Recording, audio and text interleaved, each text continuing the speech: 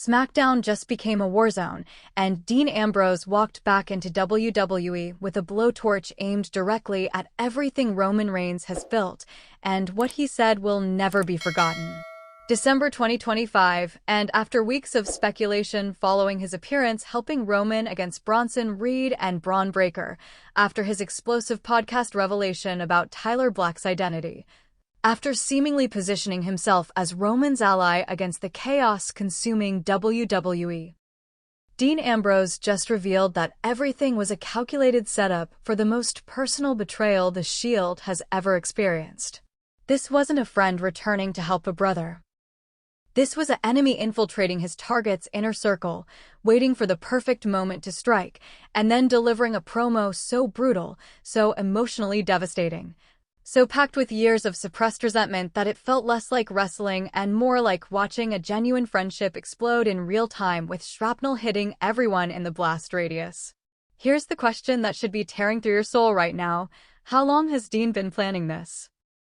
How many of his recent actions were genuine versus calculated manipulation designed to position himself perfectly for this moment? The answer makes everything that's happened over the past month look completely different, and the realization that we've all been played, Roman included, adds layers of betrayal that make this infinitely more devastating than a simple challenge for a match. SmackDown opened normally, no indication that anything historic was about to happen. Roman Reigns was scheduled for a segment addressing the upcoming Royal Rumble, his position at number 30, his personal grudge match that had been building with Dean. Standard opening for a go-home show before a major event. Roman walked to the ring with the Usos, Jimmy and Jay flanking him, the bloodline appearing united despite recent fractures and tensions. The crowd's reaction to Roman remained mixed, respect for his ability combined with heat for his character's actions and the way he's treated family members who questioned his authority. Roman began speaking, his tone carrying that controlled intensity that's his signature. Royal Rumble is in 2 weeks. I'm entering at number 30. I'm winning. I'm main eventing WrestleMania. And before the Rumble even starts, I'm settling unfinished business with Dean Ambrose, who's been running his mouth for weeks about how I'm a fraud, how the Shield was never really mine, how everything I've accomplished is built on foundations of other people's loyalty that I didn't deserve. Dean wants to fight me? Fine. We'll fight. And when I beat him, when I prove definitively that the tribal chief is superior to the lunatic fringe in every measurable way, he's going to acknowledge me just like everyone else, and we can finally move past this. Dean's music hit, but not from the entrance ramp. The music was coming from inside the arena, from the crowd, and when cameras found him, Dean Ambrose was in the front row wearing a hoodie, standing among paying fans like he'd bought a ticket rather than entering as a performer. The visual was immediately striking, Dean positioning himself as one of the people rather than one of the performers, suggesting his perspective aligned with the audience rather than with WWE's corporate structure or the Bloodline's dynasty. Dean scaled the barricade, slid into the ring, and the expression on his face wasn't the aggressive challenge from previous appearances. This was something colder, more calculated, the look of someone who'd been waiting for this exact moment and had every word planned for maximum impact. He grabbed a microphone from the ringside attendant without taking his eyes off Roman. Roman, before you finish that speech about how you're going to beat me and prove your superiority and make me acknowledge you, let me tell you something that's going to fundamentally change how you understand everything that's happened over the past month. Dean's voice was eerily calm, carrying none of his usual manic energy, replaced by controlled intensity that felt more threatening than shouting. You think I came back to help you? You think when I saved you from Bronson Reed and Bron Breakker's double-team attack, it was because of Shield brotherhood or family loyalty?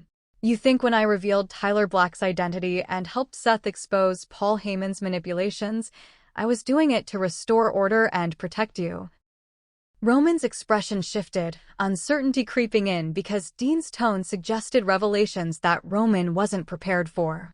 The Usos flanked their cousin protectively, sensing danger even if they couldn't yet identify its source. Dean continued, his words surgical in their precision. each sentence designed to inflict maximum psychological damage. Roman, everything I've done since returning has been calculated to get to this moment, to this conversation, where you're standing in that ring feeling secure in your position as tribal chief, surrounded by family who you think are loyal, believing that despite all the chaos, you're still in control of your narrative. I needed you comfortable.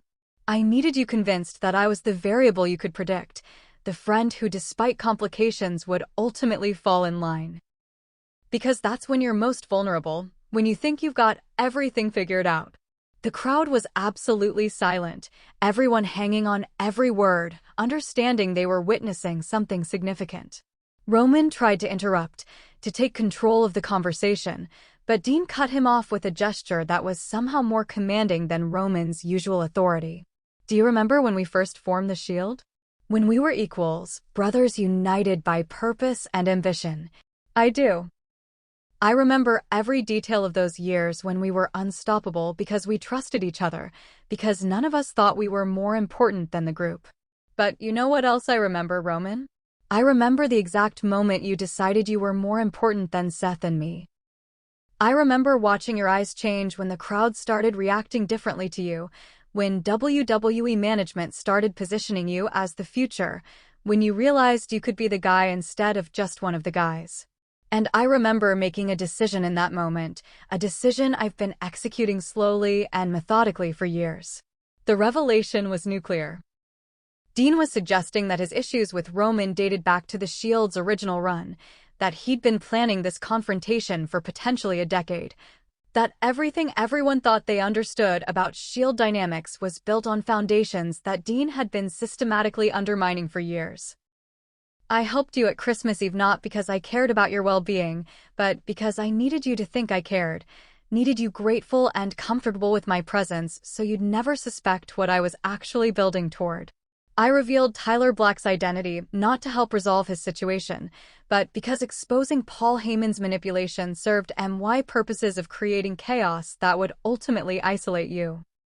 Every action I've taken, every word I've spoken, every time I've inserted myself into your storylines, it's all been chess moves positioning pieces for this checkmate. Roman finally found his voice, anger overtaking the shock. You're full of shit, Dean. You're rewriting history to justify betrayal, creating conspiracy theories about long-term planning when the reality is you're just jealous that I became the top guy and you didn't. The Shield ended because you couldn't handle success, because you walked away when things got difficult, because you... I walked away, Dean interrupted with voice like ice, because I couldn't stand watching you transform from my brother into a corporate creation who values acknowledgement from strangers more than loyalty from family. I left because staying meant becoming your supporting cast, meant enabling your transformation into everything we originally stood against. And I stayed away for years, building my reputation outside WWE, becoming successful on MY terms, waiting for the perfect moment to return and systematically dismantle everything you've built. The Usos were now visibly uncomfortable, caught between family loyalty to Roman and the growing realization that Dean's words carried weight that couldn't be easily dismissed. Jimmy whispered something to Jay, their expressions suggesting internal debate about whether they should be defending Roman or listening to what Dean was revealing. Dean turned his attention to the Usos, speaking directly to them with voice that mixed sympathy and manipulation. Jimmy. Jay. You're good people caught in a bad situation. Roman's transformed the bloodline into his personal empire, made you enforcers of his ego rather than equals in a family business. You've been questioning his authority for months. I've seen it in your faces, heard it in your hesitations, watched you struggle with the realization that Roman values your loyalty more than your well-being. So let me ask you directly, when you saved Roman from the double-team attack, when you've stood by him despite doubts, has he ever thanked you? Has he ever acknowledged your sacrifice? Or does he just expect your service because he's declared himself the tribal chief and you're supposed to fall in line? The question landed like a bomb because everyone watching knew the answer. Roman takes the Usos' loyalty for granted, treats it as his due rather than his gift that should be appreciated. The silence from the Usos was deafening. They weren't defending Roman, weren't contradicting Dean's assessment, just standing there processing the uncomfortable truth being spoken aloud. Roman stepped forward, voice carrying genuine hurt beneath the anger. "Dean, if you have issues with me, that's between us. But don't drag Jimmy and Jay into your psychological games. Don't try to turn my family against me because you can't accept that I was better suited for the top position than you were. The fact is, when WWE needed someone to be the face of the company, they chose me. When WrestleMania needed a main eventer, they chose me. When WWE needed someone who'd do anything they asked without question, who'd sacrifice every genuine relationship and authentic connection to play the corporate role, they chose you." Dean finished Roman's sentence with contempt dripping from every word. "You're right that you were chosen, Roman. But being chosen doesn't make you better, it makes you more compliant, more willing to become what they needed rather than remaining who you were." The Roman I knew, the brother I trusted, would have rejected the tribal chief character because it requires treating family like subjects. But you embraced it, loved it, because deep down you always wanted to be the king even if becoming king meant destroying the brotherhood that made you relevant in the first place. The crowd was eating this up, everyone recognizing they were watching something real underneath the performance, genuine emotions and conflicts being aired with the kind of honesty that wrestling usually avoids because it makes people uncomfortable. Roman's face showed genuine pain beneath his anger, suggesting Dean's words were hitting their intended target with devastating accuracy. "So here's what happens now." Dean's voice shifted from surgical analysis to direct challenge, his body language becoming more aggressive as he closed the distance between himself and Roman. "At Royal Rumble, before the actual Rumble match, you and me one-on-one with stipulations that make this mean something. When I win, not if, when you don't just acknowledge me. You step down as tribal chief. You admit publicly that your leadership has damaged the bloodline beyond repair, that your ego has destroyed more than it's built, that the family would be better served by someone who values them as equals rather than treating them as servants. And you give me your number 30 spot in the Rumble, because why should you get the best position when you're going to be too broken physically and psychologically to capitalize on it?" The stipulation was absolutely nuclear. Roman's position as tribal chief, his Royal Rumble advantage, his entire identity built over years, all on the line in one match against someone who's just demonstrated he's been planning this confrontation for potentially a decade. Roman should have been furious, should have rejected the terms immediately, should have attacked Dean for even suggesting such stakes. Instead, Roman did something that shocked everyone. He smiled. Not a confident smile, but something that mixed pain with recognition with what might have been respect for how completely Dean had outmaneuvered him. "You want those stakes? You want to bet everything on this match? Fine. But if, when I beat you, Dean, you don't just acknowledge me. You join the bloodline. Permanently. You become what you've been refusing to be for years. Part of MY family structure, following MY leadership, accepting that I was always meant to be the tribal chief and you were always meant to be the soldier who executes my vision. Those are MY terms, and if you're so confident in your long-term planning and your superiority, you'll accept them." The counter-stipulation was equally devastating, forcing Dean into a position where winning was necessary not just for personal satisfaction, but to avoid becoming the very thing he'd been fighting against, a subordinate in Roman's hierarchy. Forced to acknowledge the superiority he'd spent years denying. Dean extended his hand, and Roman took it, the handshake sealing the match and stakes with physical contact that felt more like declaration of war than traditional agreement. They stood face to face, inches apart, years of complicated history and genuine emotions playing across both faces in ways that performance couldn't manufacture. Then solo Sakoa's music hit, and the situation became exponentially more complicated. Solo appeared on the entrance ramp with Jacob Fatu, both men representing the new bloodline that had declared independence from Roman's leadership. Solo had a microphone, and his expression mixed satisfaction with strategic calculation as he watched Roman and Dean's confrontation. "This is perfect," Solo's voice carried throughout the arena. Roman and Dean destroying each other over ego and hurt feelings and decade-old grudges, while the real bloodline, the future, the evolution, and why Bloodline watches from the outside and waits to pick up the pieces. You two want to fight at Royal Rumble? Beautiful. Beat each other senseless. Prove whose ego is bigger.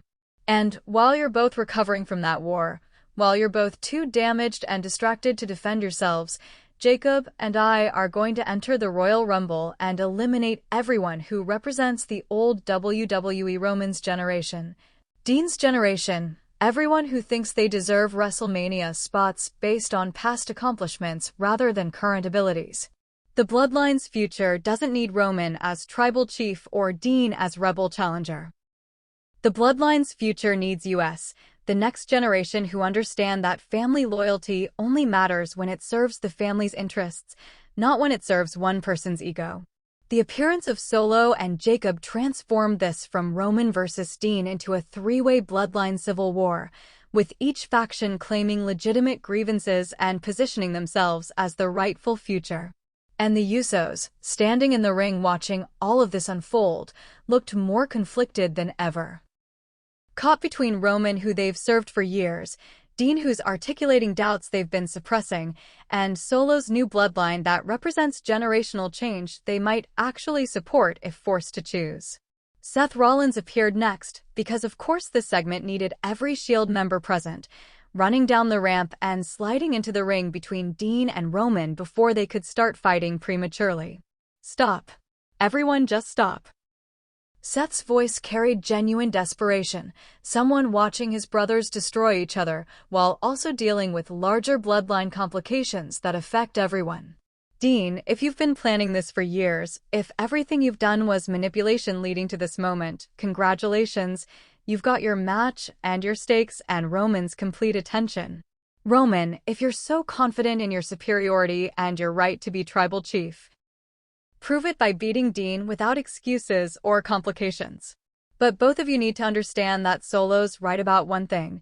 While you're destroying each other over personal grudges, everyone else is positioning themselves for Royal Rumble and WrestleMania. The new bloodline, CM Punk's manipulations, Bronson Reed's dominance, Drew McIntyre's controversial championship, all of it continues regardless of your personal war. So fight each other at Royal Rumble if you must, but understand that the winner of your match might be too damaged to capitalize on anything because you've let ego override strategy. Seth's words were reasonable, well-intentioned, and almost certainly futile because personal grudges override strategic thinking, and neither Roman nor Dean was interested in Seth's attempts at mediation. They wanted this fight, needed this confrontation, had too much unresolved history and genuine anger to be talked down by appeals to logical thinking. As Smackdown went off the air with the image of Roman and Dean face-to-face, Seth desperately trying to maintain separation, Solo and Jacob watching from the entrance ramp, the Usos looking torn about where their loyalty should lie. The wrestling world understood that Royal Rumble 2026 was going to feature not just 30 people fighting for WrestleMania positioning, but the complete destruction of the Shield Brotherhood and potentially the Bloodline dynasty. Dean Ambrose returned not to help Roman, but to destroy him through the most personal, calculated, long-term manipulation WWE has ever witnessed. Roman accepted the challenge because his ego won't allow him to back down even when the stakes threaten everything he's built. The Bloodline Civil War has become three-way conflict between Roman's old guard, Solo's new generation, and the Usos caught in the middle trying to figure out where they belong. And the Shield. The Brotherhood that defined an era of WWE programming is definitively, permanently dead, killed by ambition and resentment and the reality that even the strongest bonds can't survive everyone wanting to be the alpha. December 2025. The night Dean Ambrose revealed he's been playing chess while everyone else played checkers. The night Roman Reigns learned that his greatest threat wasn't external enemies, but former friends who knew him well enough to destroy him from the inside. The night the Shield died for real, not in storyline kayfabe, but in the genuine emotion pouring from everyone involved. Royal Rumble in 2 weeks. Roman versus Dean with everything on the line. Solo and Jacob positioning themselves to benefit regardless of outcome. 30 people entering the Rumble match with accumulated grudges and personal wars. Championships held by controversial winners facing questioned legitimacy. The road to WrestleMania has become intensely, uncomfortably personal. And we're all just watching relationships that meant something get destroyed for our entertainment while wondering if the payoff will justify the cost of burning down everything that made these characters compelling in the first place. Welcome to the darkest timeline, where brothers become enemies, family becomes leverage, and decade-old friendships die publicly for millions to witness. Dean Ambrose versus Roman Reigns.